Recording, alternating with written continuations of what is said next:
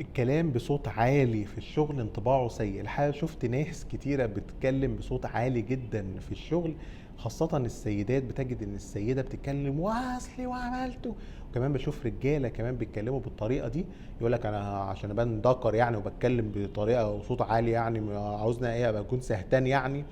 أكيد ما أقصدش كده، ولكن على الأقل تكون الطريقة محترمة ومهذبة، إن إحنا نتكلم بتون بسيط. حاول إنك تعرف إن في بعض الأشخاص هو أصلا الحنجرة بتاعته ما شاء الله صوتها عالي، حاول إنك تقلل الموضوع ده.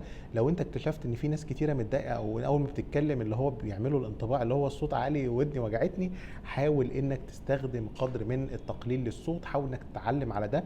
دي مهارة بتتعود عليها مع نفسك. حاول إنك تسجل لنفسك وتسمع لنفسك، تقلل الصوت، تتعود على ده لحين ما تتعود على الكلام بصوت واطي. الكلام بصوت عالي بيعمل ازعاج شديد وبيخلي مظهرك سيء جدا جدا جدا جدا.